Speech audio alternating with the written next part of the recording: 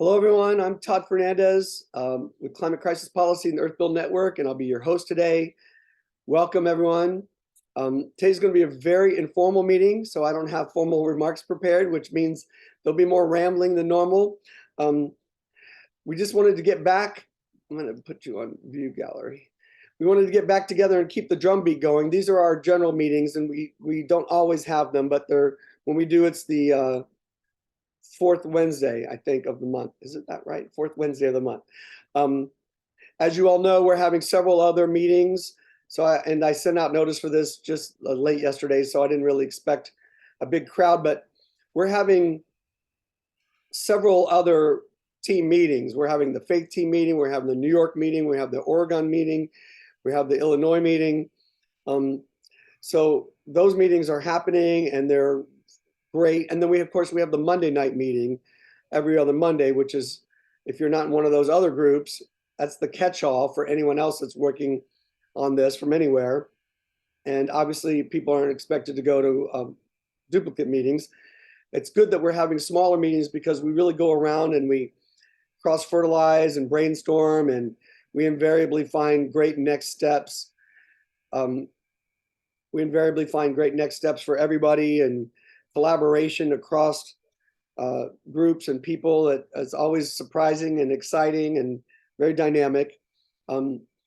So on the general level, things are going very well. Just read off real quick, if I can find it. The current co-sponsor list. And let's see here, where are you? Just to update everyone, of course, Representative Espaillat, Nydia Velázquez, New York 7, Gerald Nadler, New York 12, Barbara Lee, California 12. I see people in the waiting room, I'll get them. Barbara Lee 12, Raul Grijalva from Arizona 7, Lloyd Doggett from Texas 37, Chuy Garcia from Illinois 4, and the most recent, Mike Quigley from Illinois 5. So that puts Illinois close on the heels of New York with 2, and New York has 3, and California, Arizona, and Texas all have 1. So we always want to be grateful for all of that already. And so today, we want to just go back over what's going on by district. Then we're going to go through a whole list of outreach targets and do some brainstorm together and talk a little bit more about what we're doing there. I'm going to highlight some of the new fact sheets that have been developed. We're going to talk about some new expertise that's joining us on 3 different fronts. And then we're going to go into the summer plans, focusing on our Congress folks, and then the Republican deep dive that we're doing that's being managed largely in the faith team, but a lot of folks are working on it from different perspectives. And then the last item is a plea for help if anyone has time, we need help with outreach and research. Outreach is, sending emails, and research is, digging into the elected officials, their background, their supporters, their affiliations, their universities, basically figuring out what their world looks like and finding ways to enter that world and get support from it. So I'm going to do this line a little bit out of turn because I would just want to highlight first that we have some great help signing up lately. Vote Climate PAC is, and we're going to hear more from Karen later today. She was on our Monday call, but Karen Strickler runs Vote Climate PAC, and she'll be here later, but they have let me think now. They have a whole database on all the candidates and all the elected officials and their climate information, research on their climate positions. And then they do a calculation that gives them a rating. But the more useful aspect of this for us is the research that's already been done. So at some point, I'll be sending that around, and I'll try to find the link later today, put it in the chat. But she'll be here, and she'll tell more about it. That's what they already do. What they're going to do now is they've partnered with the University of Michigan, and the University of Michigan has an entity under their auspices called the Michigan Political Consulting. And the student group, really, but a highly professionally organized student group there, with boards and everything.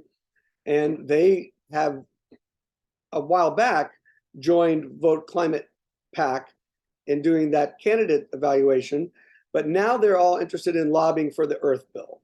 So that's great news. And they're going to be dedicating 10 to 20 hours a week, and there's 3 of them. So for about 10 weeks. So that's going to be a nice injection of focused and sustained effort. They're identifying their own list of priorities based on things we've gone over extensively. And they're just a very professional, polished team with deep expertise in this arena. And when if Karen makes it later today, we'll go more into her expertise. But if she doesn't, I'll cover it in another meeting. Well, just briefly though, she helped codify Roe v. Wade in Maryland many decades ago, and she's been through the process of working with, complicated established movements and having them say no to strategies that were ambitious. And she's lived through that journey, and she's quite tenacious around it. So, and she's also very pleasant and delightful, so you wouldn't assume. And she's got incredible personal contacts, and she's working on her district, Representative Raskin, who she has a deep and long personal relationship with. So he's reviewing the bill. That's that. We also have a great organizer coming on, Dalbin Osario, who is going to take on our outreach to the key coalitions and the members of those key coalitions. And he's with the Maryland Teachers Union. And so he has a great deal of experience. So he's really a sophisticated partner now who knows exactly what he's doing and how to go about it, and going to get groups on board for the Earth Bill.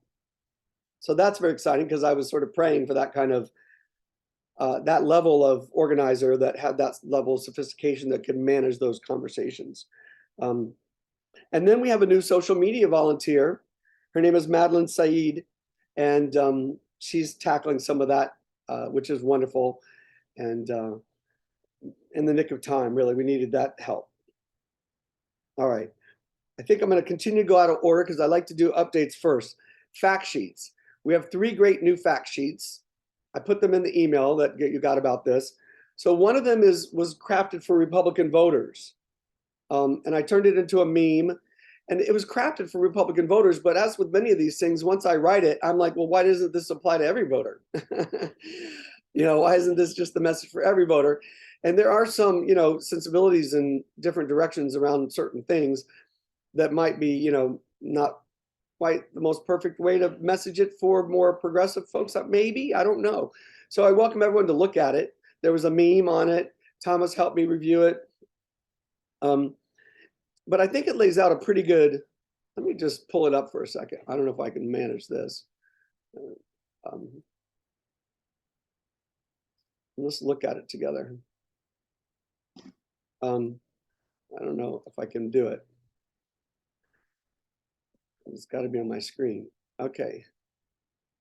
Well, I'll do it anyway. Let's see. See if I can screen share. So here it is, the list. And on the sheet itself, where it's linked to, there's also polling information. So, what time is it? 12:12. I don't know if I should read all of this. Todd, Yeah. This is Tom. I'm just suggesting that as we read it, if we don't happen to be Republican ourselves, think of a good Republican that's close to you, how they would think as they were reading it. I think it's an excellent list of positives about the Earth Bill that anyone can subscribe to. I think so too, but that's a great request. So please listen to it as you think, and then anything in the chat you think we should edit or tweak, don't be shy. So stops pollution to ensure a livable future for our children. Makes the U.S. a leader in the $230 trillion green economy. Puts clear rules in law that stop greenhouse gas pollution at the factory source. That's our mantra. Establishes guaranteed market demand for private investment. I mean, that's a critical piece because everyone is crying about the need for private investment. The way you do that is you create these rules that give market certainty and clear demand for the end product, which is clean energy, electric vehicles, et cetera. And that gives the private sector the certainty they need. I won't stop on each one of these. Puts industry in charge of the transition. Maybe I will stop a little bit. This is an interesting element because, it really, Republicans complain about big government and they like the private sector and they like capitalism. So this bill really does make the industries themselves make the transition happen. And to me, I think that makes the most sense anyway. They're the ones that have to do it. And it sort of counters any narrative of big government machine coming in to do this. And which, I agree can be cumbersome and not efficient. So I think this is a very strong point for that community. Requires plans and a phase in for a smooth transition. They're always complaining or raising the red flag of electricity not being sustainable or dependable because of intermittent things and storage, and they just keep always trying to claim that fossil fuels are the only way to have certainty for energy supply. And the answer to that here is that this requires plans and a phase in for a smooth transition. No one's talking about flipping a light switch, even though it is very quick. Offers industry grants of up to 50% for transition costs. That creates a double tax deduction for transition costs. And on that point, some people will say, oh, that's corporate welfare, which they don't mind when they have corporations they want to give it to, but nevertheless, they use that argument. And the answer, I think, here is that it's really not corporate welfare. We're trying to create this sense of all of society effort that we're all going all in to make this transition. And it's really not incumbent upon those individual industries to do this by themselves. This is society saying, we are making you do this, and we're going to help pay for it because it's to our collective well-being to get off of the current systems. Creates real U.S. energy independence from foreign manipulation. This is a very important point because they are constantly arguing that we need fossil fuel exploration for energy independence, when in fact a lot of it's being exported. So it's not really contributing. And there used to be a ban on exports of fossil fuels and gas from the United States. It was the standard, really. And there's a new bill out to reinstitute that thing, and we'll be adding that to the climate bill package. Reminds me to say a note about the climate bill package at the end. So let's see, that this is the real, renewable energy is real energy independence. Of course, there's some sourcing of materials that are going to create international competition and some problems there. But generally speaking, the sun obviously doesn't belong to anybody, so, and the wind. So that's a very powerful argument, I think. Averts global financial collapse from supply disruptions. I haven't gotten into this much or looked at it myself, frankly, but there's a whole, that's in the back of, I hear that, somewhere, and I haven't zeroed in on it again.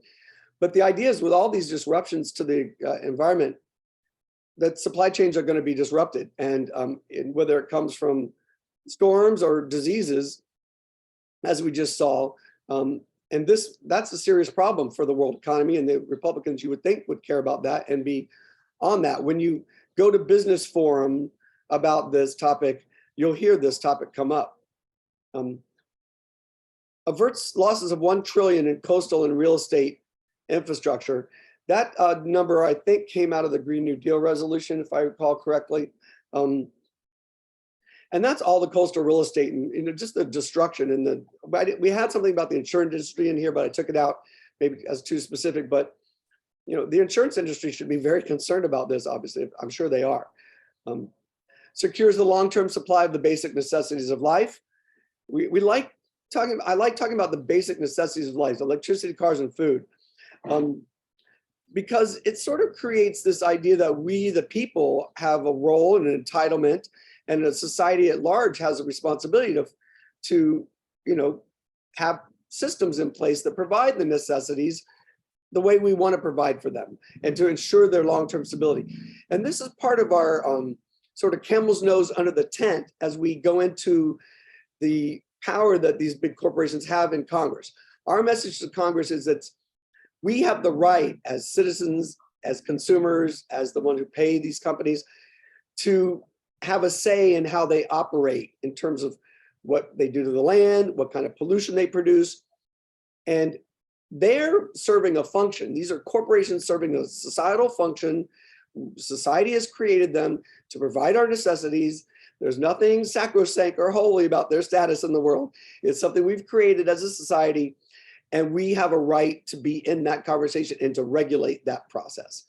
And this is a fundamental tenet of what we're trying to assert that seems to have completely been just, given up on by the environmental movement as a whole. They're always begging around the edges, around, how much pollution is allowed. And they're, the next one is, does not require consumer choice or change in behavior. And I know this could probably, raise a few flags perhaps, but we've been misled really that recycling and light bulb changing and, if 10 people buy an electric car, that's going to save us. And it's really been a deflection from the industry and Congress's responsibility. And people don't make individual change lightly or easily. They don't like the idea that they're going to have to make change. Most people don't do it, even if you ask them. And even if a lot of people did, and it does help the mentality of the zeitgeist to get that consciousness going, it would not be enough at the scale and on time that we need. And so this bill doesn't require consumers to do anything other than force their congressperson to act. And then the Congress puts the responsibility on industry for these changes. And the perception on the other end to consumers should be gradual and minor, I think. And that's our position anyway. And that's what the plans would be for, to make sure that that's going to be the case. Represents the government working for the general welfare. I just covered that point. And this is an important argument, I think. Congress needs to act in the general welfare. And right now they're acting in the best interest of literally around 100 corporations. There are approximately 1.7 million corporations in the United States that will benefit from this green economy at $230 trillion. And then all the communities that are saved from the pollution. That's the responsibility of Congress. And right now they're just paying favorites for a handful. And so that's one of the wedges into the Republicans' mentality about this kinds of things. But everyone's really, because it's an important premise. It's a paradigm. And then fulfills our role as stewards of creation and all life on earth. That's a nod to the faith team and the messaging there. And this is a very strong tenet in many, many religions, the creation, and that we are stewards of creation, they call it God's creation, depending on the faith. Lots of different terminology for this construct. And, I'm not sure if elected officials, how they treat religion sometimes as a tool more than a faith. And so, but to the extent that they do have this awareness and sensibility, and I think a powerful point if they believe this, and it's very prevalent evidently in the scriptures. So these are the arguments. You're going to find that they're more useful when you're going after the Republican entourage, so to speak. The activists at the Republican National Committee in your state, or the district Republican committee, or even the district Democratic committee. And you're finding their major donors, you're finding organizations that have endorsed them. These arguments are going to be more useful for that tier. I mean, we're going to use them to the extent we can use them in the Republican engagement with Congress. But, they know once you get into Congress and the staff, particularly the legislative directors, they know exactly what this bill's about. They know exactly that it's changing the power relationship and inserting our role into the business practices of these industries. They know exactly what it is. They know why we need it. They know what it would do. And so the substance of the arguments are not going to necessarily sway them. This is a power game, but you have to have the substance and have really good substance so that the power players around them believe it and are convinced, because otherwise they're not going to use their influence to exert any kind of input. So that's a long spiel about that, but I think it's always helpful for us to revisit, and I'm constantly revisiting, how are we talking about this? What are we saying about it? So that's one document. I'm not going to go through the other documents, but there's one on the ag team. And that's pretty extensive at this point.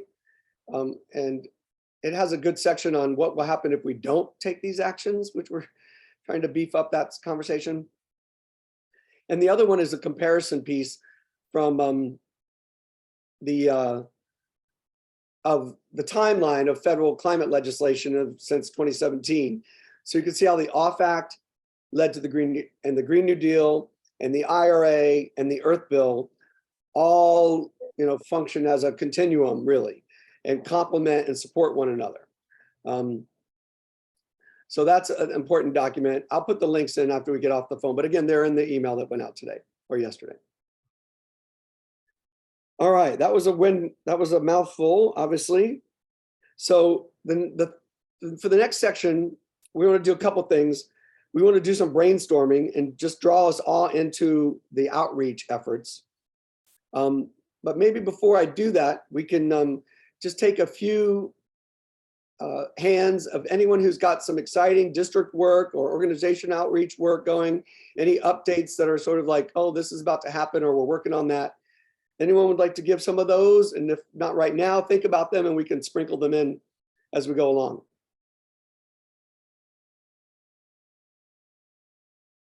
All right, well, we'll go around more directly on that point once we get to the end, and really, because I see a lot of you come to other meetings. So particularly if you're not attending other meetings and you have any questions or you want to speak or anything that you want to bring up, don't be shy.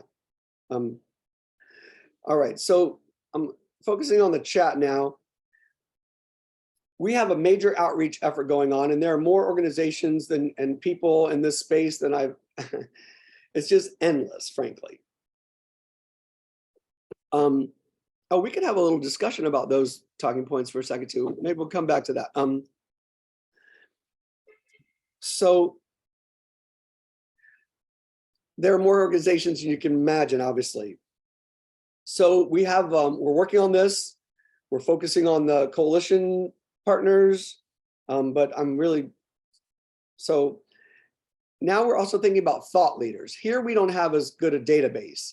So just individuals who are sort of either famous scientists, or when you think of the climate movement, you think, oh, these are the names. If you could just put in the chat any big names in this space that you think are thought leaders in the movement. Like James Hansen. I wrote James Hansen. I had been in touch with him about something before. I just wrote him. We really haven't started compiling this list yet. Oh, while you're thinking about that and typing, these aren't, well, I'll wait till we get to celebrities. So if you could just type in names of individuals. I was going to have everybody just shout them out and we type them down, but yeah, if you could maybe say a little bit more, I guess we can research it. That's perfect. That's just what we need. Names and lists of folks. And we're going to call this from the chat later. Then groups of significance. Let's see if I can, yeah, let's share my screen again. I'm going to take you to a list of groups that are important. Just to get them on your radar screen. Let's see here, what's that? Outreach team. CAC members, we'll just start with that. So these groups are the key groups, Climate Action Campaign. There they are. Those are the sort of the steering committee, really. And so these are obviously key opinion leaders in the climate movement. So anything you can do to engage them, reach out to them, reach out to local groups. And then there's a whole list of their membership, which are all the groups that are official members. We participated with this coalition, extensively for the IRA, obviously. But then they stopped, they decided they were going to focus on the EPA and they weren't going to have a federal legislative agenda. That happened in December. It was like a punch to the gut, really. I was shocked because we had some momentum going. They had shown what teamwork could look like and demonstrated a collective effort. They, along with a couple other coalitions. It was really a full court press, and it's exactly what needed to happen. And then they just sort of pulled the plug on that and focused on the EPA. So we have to convince them again that maintaining a federal legislative agenda is a movement imperative. We're sitting like, dead ducks in the water right now. It's like, and this happened between the Merkley bill back in Obama. I wasn't involved in that. But after that, they did nothing until the IRA, mind you. They didn't have a proactive strategy and game plan. And that's when I came into the movement around 2015, 2016. I went straight to NRDC. I networked my way through to the National Resource Defense Council. I put on my suit. I went to DC on my own dime, of course. All this has been. And I met with the leadership of that. And I said, you need three things. You need a bill, whatever that is, a federal bill with solutions. I had no idea at the time what the solutions were. You need a national coalition, and you need to have an inclusive and transparent movement. And they left that meeting in tears and agreeing that these were important things. And then they completely blocked me out and shut down and refused to do it. They did put in motion reviving their coalition. I said, well, what about your coalition? You don't have one? Oh, we do. It's sort of defunct and not really operational. I was in shock. I was in shock hearing that. I said, well, the first thing I would do is convene the meeting of them and talk to them. And one thing led to another, and that's where the Climate Action Campaign came from. And what they decided basically to do was to disband their current coalition and open the space so everyone could do their own thing. And some groups did this, other groups did people versus fossil fuel, other groups did 100% Clean Energy Coalition, which is run by Evergreen and Chesapeake Climate Action Network. So mostly Evergreen. Anyhow, you get the idea. And we're still splintered. We're not cohesive yet. And we need to be. And everything we are doing as valiant little grassroots activists is wonderful. They could come in and they could have 100 co-sponsors out of the get-go, I think. They could get the Green New Deal resolution co-sponsors and more probably.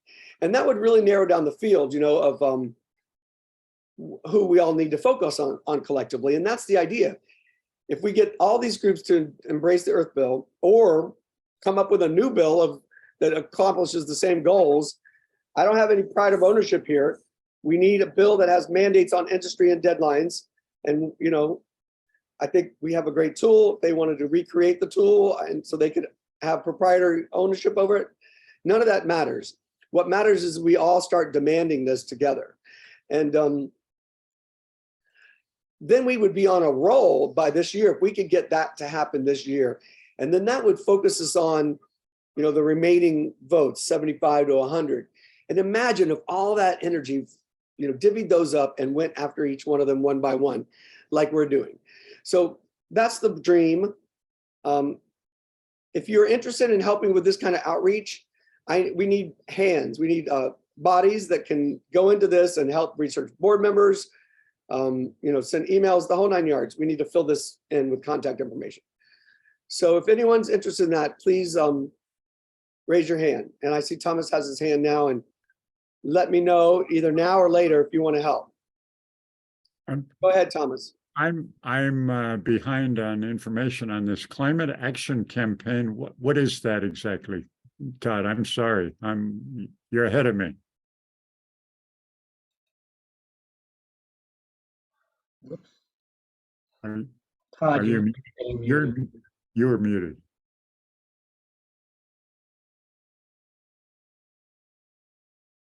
Todd, you have to unmute yourself.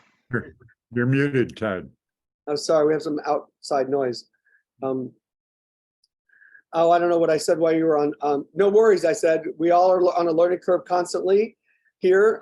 It's a morass of organizations, and it's taken me many years to get to know it all and understand it and be involved in it.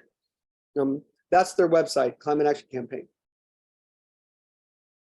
Lots of y'all did actions over the last summer, and Michael Girard, we're in very close contact with Michael Girard over the years. And I see somebody posted, Kevin from the Columbia Law School. That well, let's keep moving and we'll come back to them, but that's the legal community. And Michael Girard has been head of the New York Bar, the State Bar, and the National Environmental sections of the American Bar Association. And we talk a lot, and I have really begged for the lawyers to step up into this policy fight. Their absence is unbelievable, and I get told these ridiculous answers. Well, a lot of our clients, would be impacted. And that is just not an excuse. And, law firms within them create Chinese walls, they're called, and is basically severing the one section of the law firm off for another when they have conflicts between clients. We're talking about the entire legal profession. It is impossible to think that all these entities have conflicts and that can be an excuse for standing on the sidelines and watching the planet go over a cliff. It's just really unbelievable. All right, the next focus I want to mention is celebrities. Just because we have, nothing, well, so we finally have established relationship with Adam McKay from Don't Look Up. We had the relationship in works and then it was gone and now it's back. And they have agreed to, amplify our social media. So that's good news. But he has also started a new entity called Yellow Dot Studios. And their mission is to create video content about this situation, about the climate crisis. They already have a couple cute things about the IRA. So when I saw that, I pitched them a much bigger role. I gave them our overarching story arch and explained to them the bill and our goals. And so hopefully they're going to be coming back to us with more input and maybe, hopefully, fingers crossed, some desire to help create content themselves. Really go, that's my dream there. Another contact we made was with Jane Fonda. She came for an event here and it was an action, really, a protest of a Biden fundraiser, which we weren't really there for that. I went to connect with Jane Fonda, and then of course, Food and Water Watch and other groups I know in New York are organizing that. So I went to just see everybody and bring the Earth Bill poster, and Terry came with me and Terry Michaud. And I got to hand Jane Fonda a flyer. And so I handed it to her directly. And obviously we need support like that. And then Greenpeace came out with a, let's share screen again, I guess, just so you can see that we're hard at work on all of this. Greenpeace came out with a list of a letter on, maybe I don't have that here, where is it?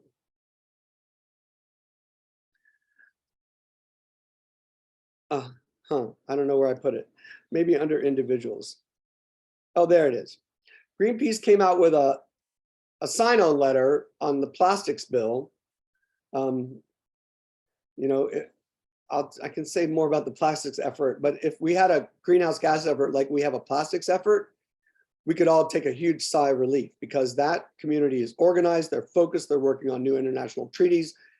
There's a whole process with the Secretary of State. It's really quite remarkable. And then when I go to those meetings, I say, this is all wonderful. Can we do the same thing for greenhouse gas pollution? And there's silence. But anyway, they came up with a list of all these actors who signed a sign-on letter. So this just gives us an idea of a good list of actors who are interested in the topic and engaged enough that they're paying attention enough to sign a letter. So that becomes a group of targets or focus list for us to reach out to there as well. All right, let's stop share. We don't have to go through all of that. Oh, I could maybe put it all in the chat. Let's do it. Give you the whole list. And obviously, ask around. The contacts to celebrities come out of the woodwork, it seems like, when you start asking. So let's see, put them all there. And that's going to be critical to catapulting awareness, public awareness. We're going to have to break into this somehow. So that's always on my mind, but not enough. And that's going to be more going forward. Non-environmental groups. This is a critical piece. Really look around your world and your community and find a non-environmental group. The Chamber of Commerce, particularly universities. We're going to make a concerted effort push on universities. We are writing a few of them. We already have the University of Michigan that's involved in helping us lobby. I'm asking them to approach the leadership of the university. Somebody's going to American University. I'm going to hit Boston University, my alumni. We have contacts at Brown. So this is going to be a tricky one because universities usually will say, oh, we don't get involved in this kind of thing. Well, that's just not an acceptable answer from anybody at this stage of the crisis, with us literally going over a cliff. So I'll come up with a form letter and how we approach it, but basically it's going to start with networking, and you're going to find your way to the provost or to the legal counsel's office, and we're going to have to make the pitch. We're going to have to say, we need universities to step into this arena. You can't stand on the sidelines. It's going to be a hard sell, but that we need to make it. And then the last thing is friends and, oh, not last, but next to last, friends and other great organizers that you know. I am started reaching out, people come to mind, or I forget why, good activists that I worked with in the past in different states on different issues. And I'm asking them, oh, hey, how you doing? Can you help me get your congressperson to co-sponsor this bill? They're saying, yes, I have to do more of this. And so I have friends in Arizona and in Florida and Massachusetts, and they're friends and they're hard at work. And because I now organize nationally for the Equality Act, I have that network, and I'm going to go one by one.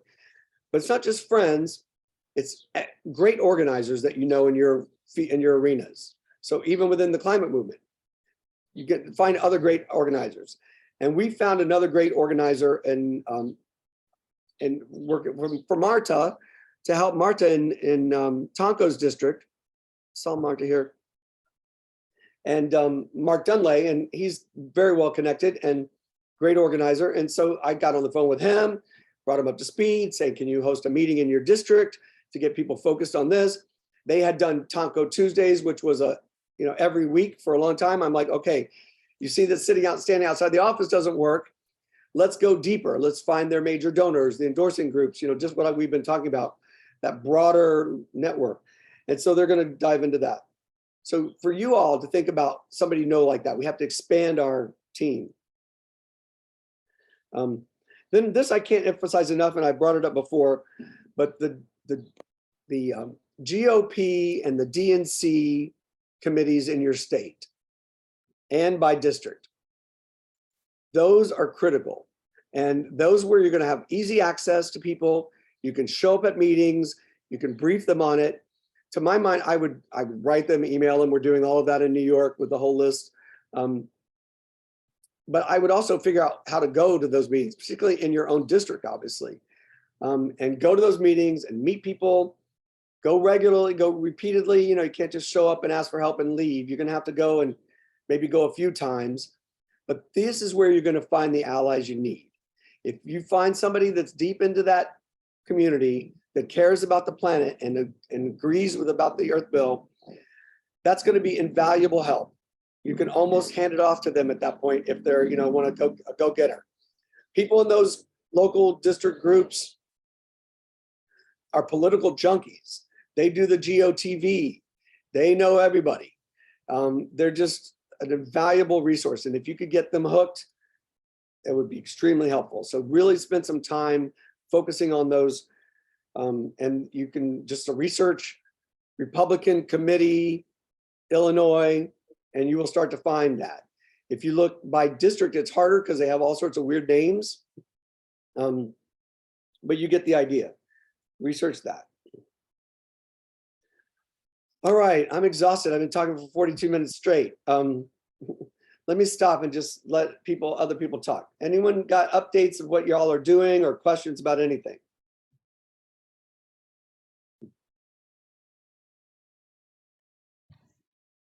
Go ahead, Rebecca. Did you have your hand up? And then Tom? I can't see too well. Got to unmute first. Yep. Well, I think you wanted me to talk a little bit about the work on the Ag Committee. And so I've been working with Todd on the Ag section of the Earth Act. And we've been doing outreach. We've been putting together, as you mentioned, the fact sheet. So if anybody is interested in helping our group do some more outreach, we have some more tools available to help make things easier. I reached out, there's the Kiss the Ground has an email that they put out weekly now that has a soil, they call it I don't know, they highlight one farmer that's really doing great work on soil. So I've started actually, after I see that email, then following up with that organization directly. So yesterday I reached out to a ranch that's just outside of Santa Barbara that's doing incredible work on regenerative ag. And you know, hoping to get them to just sign on to the bill. So that's kind of the approach. If anybody's interested, I'll drop my email in the chat and you can reach out to me and we can go from there. And as I'll show you real quick, if I can get there, we have a whole fabulous list of ag groups. And we've reached out, we've done a lot of, well, we've done initial outreach, but we've done decent work collecting some contact names and emails and phone and websites, etc. So we have a long list. And if agriculture is your passion, we would love help going after this list. It's very long. That shows you how big this outreach journey is, never ends. So if this is your passion, we're looking for help. Go ahead, Thomas. I just wanted to give an example of what's possible. Last night, about 10 o'clock, I sent an email to my niece. I'm in New York. She's in Madison, Wisconsin. She has a Democratic representative, one of the 2 out of 8 representatives in Wisconsin who are Democrats. I was suggesting she approach him. I gave her the Earth Bill material, told her to Google it, and I also told her to Google the climate pact that Todd talked about today. We're going to hear from Karen later. She did both. I also told her to sign up her organization. She's the sort of this chief operating officer for a group that builds hospitals in Ecuador. So they've got a lot of contributors as well as programs, and so she signed up. They signed up. It's called the Andean Health. They signed up as an organization. Her husband signed up his organization, which is a radio show, Daily Coffee News. And so he signed up that as well. So 2 organizations, and they're going to approach Mark Pocan, the representative out there, probably in June when I'm there. So that happened in less than 12 hours. I got her email back that they did all that just as a result of my email to her. So if you hit the right person, things happen. See, that's a great example. And then of individual outreach really pulling something off. And that's what happened with one of our team members in New York.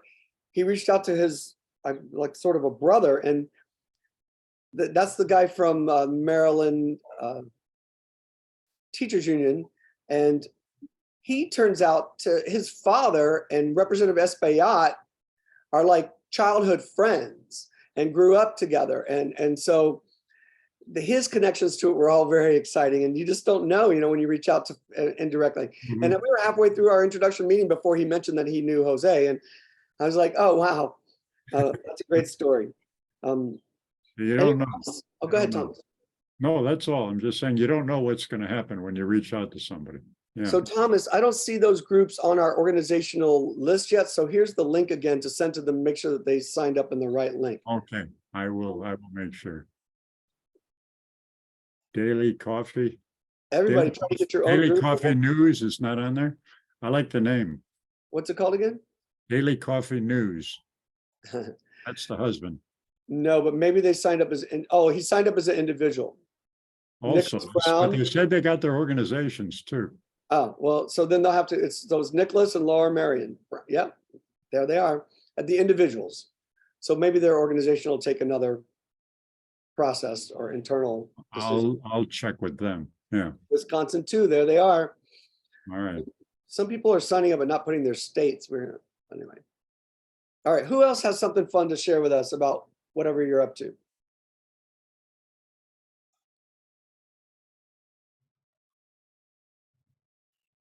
Nobody? All right, that's okay. Okay, I've been calling Sean Caston in the 6th District of Illinois repeatedly. He was supposedly an environmental engineer before he entered Congress. And he writes to me about all the, environmental stuff he has put forth that hasn't passed yet. And he hasn't co-sponsored the Earth Act. Is that Janice? Who is that speaking? Yeah, I'm sorry. Yeah, Janice Yes, Kinsler, I thought so. It was Illinois. Janice. Hi, Janice. Hi. I figured that was you. So again, this is a great example. Janice has been tenacious and relentless. And it just shows that we're going to have to build a broader team at the district level. So I forget, Janice, are you going to be able to come to the Illinois meeting this afternoon? We could dig into this more with the Illinois team and try to get you more help. But this is the thing. We're going to be stonewalled, it looks like, in several directions. So anything, we have to build broader. We have to go broader. Go to the local Democratic club, the local Democratic committee. That I would suggest that be like everybody's next big focus, particularly if you're being stonewalled. There you are. Hi, Janice. Let's put a face to it. Oh, of course. Anyone else want to give Leslie, were you raising your hand? Yeah, Go ahead. I'm gonna, today, Ann Picard and I and several other people are going to be on a call with Earl Blumenauer, our representative Earl Blumenauer's staff. And, keep trying to put this through. And some of this information that I've gotten today is very helpful. So I appreciate that. We'll see how that goes. Wonderful. Yes. Congratulations. I knew that was happening. We talked about that the other day. That sounds exciting. Good luck. Good luck. Thanks. The thing is, they're so good at not saying anything. It's really hard once they decide to stonewall you to get even a hook into the conversation, because they are going to be, they're just going to be non-committal. So at some point, it would be helpful if some of these folks would give us the real skinny on what their hesitations really are, because we could work with that. So we're working, through different levers and relationships to try to get that kind of information. But one pitch I feel like we should make if we get in there, if we get into the offices at the level, is like, this is what the scientists require, say is necessary. We know it's hard and almost impossible, or you would have done it already. But this is what the activists are willing to fight for now. And we're spending our retirement years, our giving up careers to do this. And so we're asking for you to support the grassroots. And maybe at that heartstring level, I don't know if heartstrings work with people in Congress, frankly, particularly with staff or any of them. But nevertheless, that's where I feel like always wanting to go. Can you please, almost begging, can you please help us? Give us this. We need some momentum. We need your seal of approval and with the 8 existing sponsors, it's not like they're standing alone now. These are highly respected individuals. So anyhow, there's the politics. We're in the horns of the politics. We're taking on big ag and big oil's control of Congress. We should not be, naive about this. That's what we're asking. And that's a huge ask. So I expected resistance. I didn't think any of them were going to be easy. And that's proven to be true, although some of them were easier than we thought. Anyone else? Particularly if you don't make it the other meetings, you want to chime in. Hi, Gail, you want to say something? Oh. Yeah, I've been sort of busy writing letters to the editor about the budget limit. Yeah, because I think it's very important that we raise the limit. not send the world into turmoil. I mean, we've never done it before. I don't know if I really said that clearly. No, I understand. So I'll just say this briefly about all of this. Generally speaking, the trick is to try to, focus as much as you can on this ultimate big win. It's not the moment right in front of us all the time, but it is the end game that we need if we're going to have hope. So it's a moonshot. And so we need like as much like 10 or 20 or 30 or hopefully 50% of your volunteer time focused on the Earth Bill, because everybody else is doing everything else. And Congress loves nothing more than to follow the drama du jour, that they create themselves and then they get everybody wrapped up in it. All the environmental groups are doing the same thing. And they're playing defense. They're working on certain pipelines. They're upset about Manchin's permitting deal again. And no one has a proactive agenda of their own. They're all just trapped in defense. So, no game, no sport is all defense, and so we have to have a strong offense too. And that's about our time allocation. So it's just a plea. I'm going to go through the Republicans too. Does anyone else have a quick update about their district work? Well, we'll come back more to it. Let me just spend a minute before we're not going to stay long past 1, that's for sure. I want to share again and show you the Republican target list. We're still working on this, and evidently there's some errors in it. But these are the Republicans we've identified with either swing districts, which means, the vote margin is like around less than 7, I think.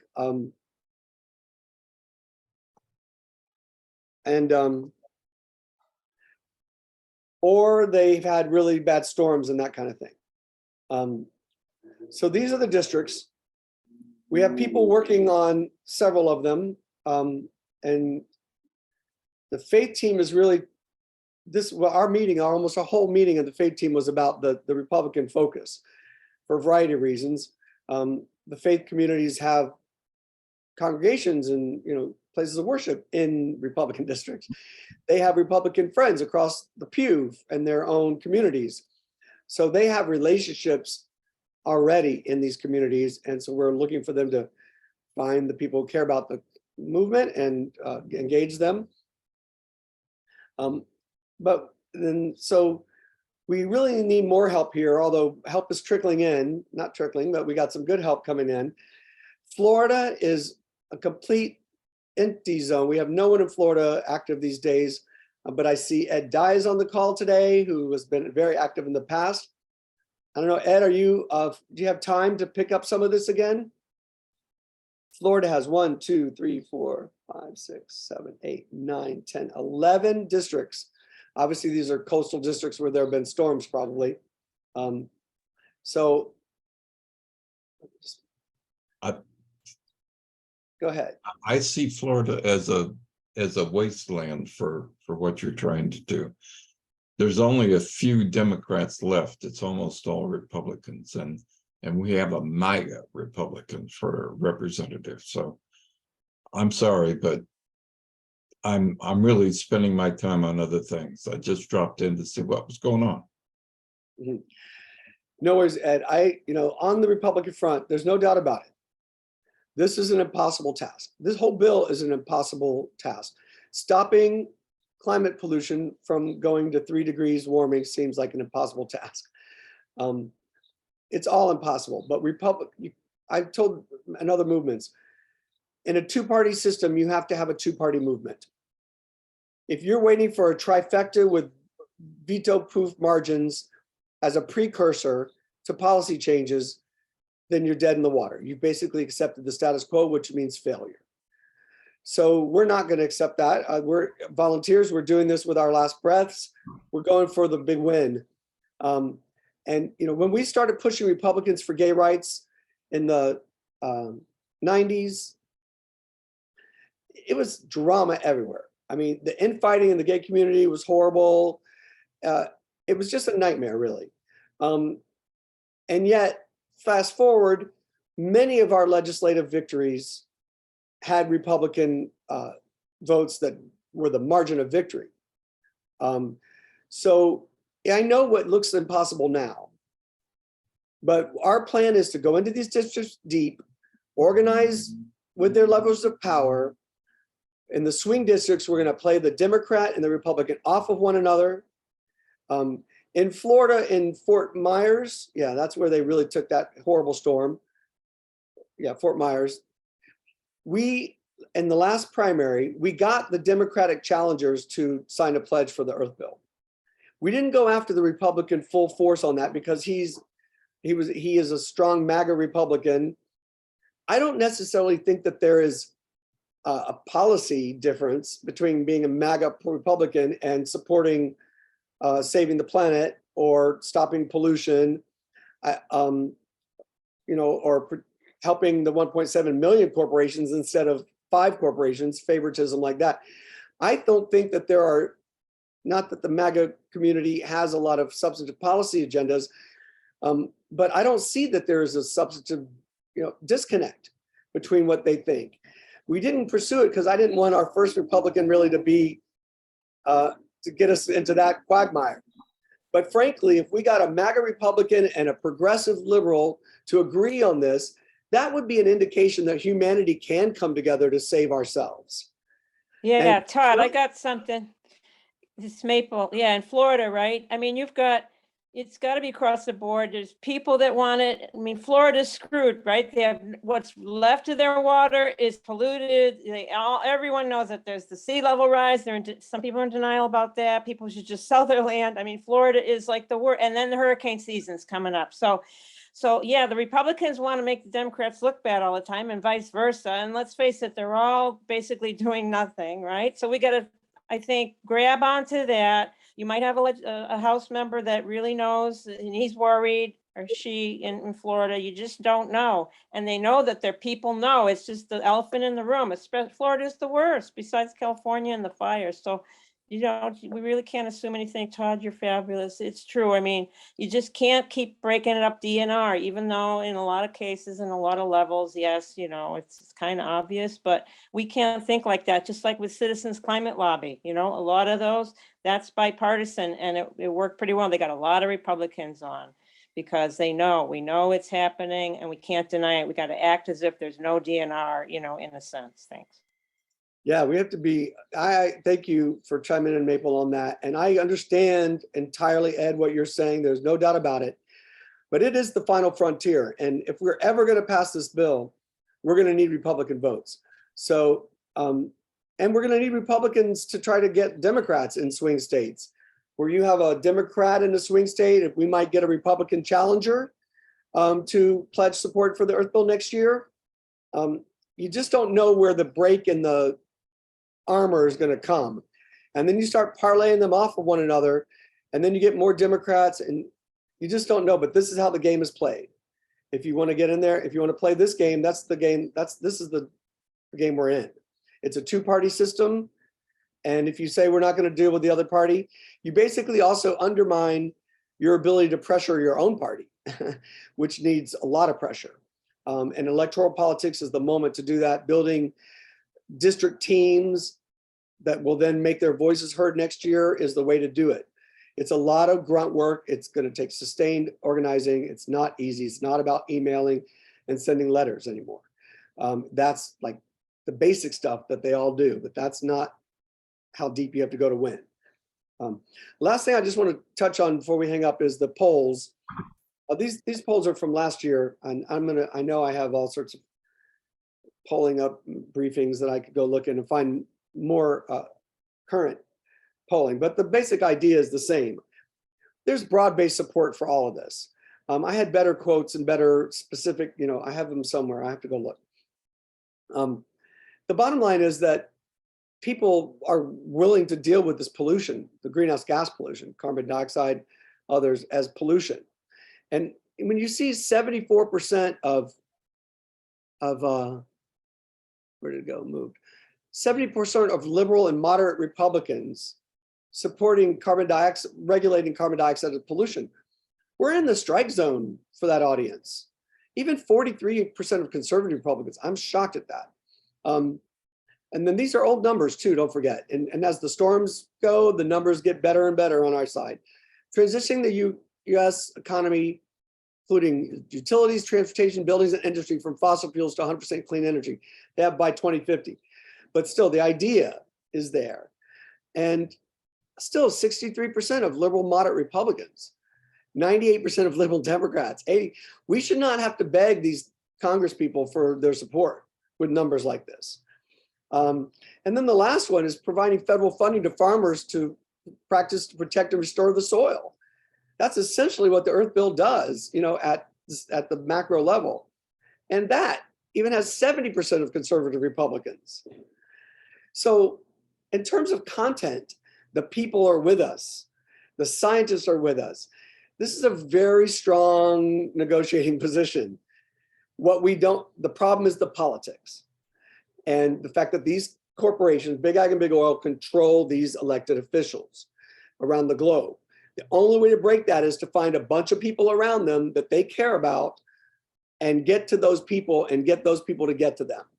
That's the only path I see to break this political logjam. It's about political power, and the only power we have are the people and the constituents that put these people in office. And I believe those people are in these polls, and we just have to find the Republicans who care about this and sick them on their friends, you know. That's probably the wrong word, but, you know, get them to pursue it is the better language. So anyway, we can't go in there with a defeatist attitude. As I feel, I mean, I'm well aware of what's happening and that we're fighting an impossible battle against all odds. You know, we're going to spike above 1.5 global average temperatures within the next few years, they've decided. So that's already happening. There's a global stock taking place at COP28, which is when they all come together and look at everything and see how bad it is based on what they're promised. And I was on a briefing for that the other day with I forget which group it was, whether it was the United Nations groups. And I'm encouraged because we've been on several calls complaining that they're not talking about what they call mitigation, which really means stopping the pollution. And I'm hearing a renewed emphasis on that issue and keeping 1.5 alive and talking about what policies will implement commitments and increasing commitments, because even the commitments on their own face are not good enough, now alone the absence of follow through. So they're fine. In the global south is really focusing again on emission reductions. So there's a renewed focus on emission reductions. And I tell you, it was not there last year. And I practically got kicked off. I got kicked out of a group for complaining about this, a major coalition that I had worked with a long time. I was on their calls and I couldn't believe they weren't talking about how to stop the pollution. All they're talking about is loss and damage and you know, adaptation. I'm like, there's not enough money in the world to adapt to what's coming. Where's the money that's going to replace Florida? You know, how do you know, and putting sandbags when your roof is underwater. I mean, the scale of the disaster that's coming, I don't think people are really understand. And so they're playing with those things instead of thinking about stopping. My mom always said, an ounce of prevention is worth a pound of cure. And they're talking about, you know, curing damage, not even curing the problem, you know, not alone preventing the problem. So, but nevertheless, the conversation is getting more robust about the greenhouse gas emissions, stopping fossil fuel usage. So they're getting more focused on that, which, because before they just keep talking in generalities, and they're getting a little more focused. They're still not quite to talking about mandates on industry to stop the pollution on a deadline, because that's where you turn off the spigot. So our work is critically important in putting that message forward and getting it on the agenda. So nevertheless, there is some renewed emphasis on this at the international level. So I feel like we've covered a lot. I've talked a lot, but I want to keep you all inspired, focused. I'm really begging you to spend more of your volunteer time on this. I'm sure everything else you're working on has a big team on it, has paid staff, has organizations galore. We're not that group. We're all unpaid volunteers.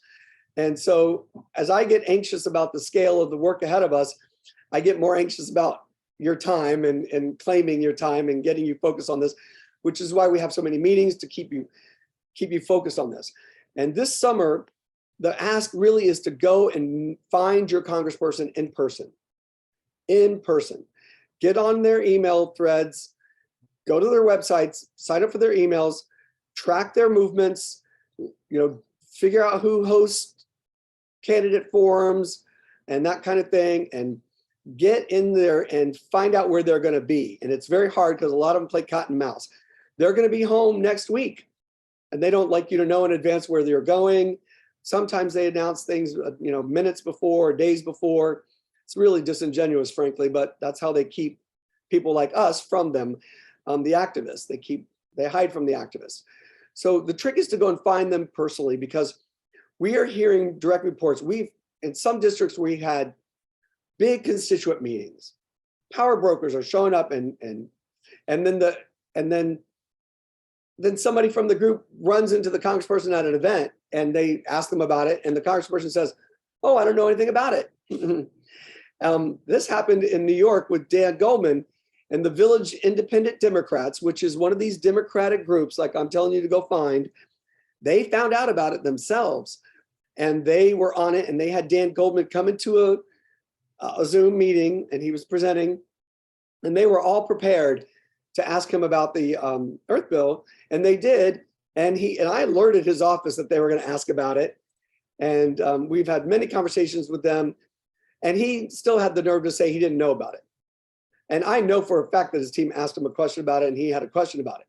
So it just goes to show that, politicians are willing to, we'll just call it deflect as a general rule, no matter how ethical they, purport to be and how fastidious they are about the details of the bill. And all of a sudden they have no problem lying. So the trick is to get to them and ask them directly. And then what they do then, generally speaking, is they turn to their team, whoever's with them, and say, and they hand the activist off to that team member, and they give you the card to follow up, and they say they're going to follow up. And we've even been down this path again with people, and after all this, and then they get handed off to this one and that one. So you get the idea. This is a cat and mouse type of game. But once you get to the congressperson directly and ask them directly, they can only say once they never heard about it. And after that, they can't say that again. So we need to get rid of that excuse and go meet them in person. And when you get to the top, then they ask their staff to do something, and it happens much faster. And we're meeting, staff that are very busy. We're running into the roadblocks. They haven't figured out what to say yet. They're not putting it on the agenda with the boss because they got 20 other priorities. So you get the idea. And the real important thing is to not try to do this all yourself, but to find local organizations to help you and to get that capacity engaged and working on the problem solving and the many different avenues that we have to pursue. So we have somebody that's close, been invited to lobby with a major green group and their donors, and they're working on that donor to support the bill and to ask that group to look at it more seriously. We have Kristen McDonough is on the call. We're working on going to get St. John the Divine, which is the Episcopal Cathedral here in New York, and that diocese on board, because some of the staff at that church are important players in various entities. So, we're really digging in on those fronts, and lots of people are doing very fascinating things. So, and I didn't go over all of that, but there are meetings happening everywhere, and can't even keep track really of who's doing what, which is fine when you're dealing with 435 districts and all this stuff. It's just impossible. But it is clear to me that this is percolating and working, and people are at it in a million different directions. So we're on to something. And it's got traction, it's got roots, it's got gravitas. We've come a long way. The mountain ahead is huge. So please keep at it, keep the faith. And thank you all for showing up. It always means a lot to see you here. And I guess that's it. Any other goodbyes from anybody? Or points of inspiration? All right, well, we've covered a lot. Thank you all for everything. Todd, Comments. we've we've got the only proactive answer to the national emergency on a national level. The only one. We're the deliverers of the only answer to this emergency. And it's not our We've got to answer. realize that we're the only ones. Keep in mind though, that's exactly true, but it's not our answer. We went through a whole process. This is what all the groups say is necessary: renewable energy, zero emission vehicles, regenerative agriculture. These are the mantras of the global movement. We didn't start out by saying, oh, what do we think the answers are, and arrive at the Earth Bill. We asked, what are the answers according to the global community? And we did a policy digest with over 150 expert reports on bills and laws and showed the consensus for these ideas. And step by step, there was the OFF Act that had 2 of them that got 50 co-sponsors. I think when we added ag, we walked into the horns of another dilemma, but we did that to join forces. And we'll see if that strategy ultimately prevails. But these are not like our ideas. All we really did was package them and give it a great name and lead by example by showing what a district by district campaign would look like. So why they're standing off, we don't know yet. And we're going to get to the bottom of that over time. But it is the answer. And there's no escaping that this is the right answer. And if they don't like this answer, the question is, well, what is your plan? And it's definitely not the Clean Futures Act, because that's not mandates on industry. Mandates on industry with a deadline. That's the plan we need, whatever that comes out as. So, all right, team, don't give up. Keep the faith. You're on the right mission. We're on the right mission. And we've established a great foundation for this work.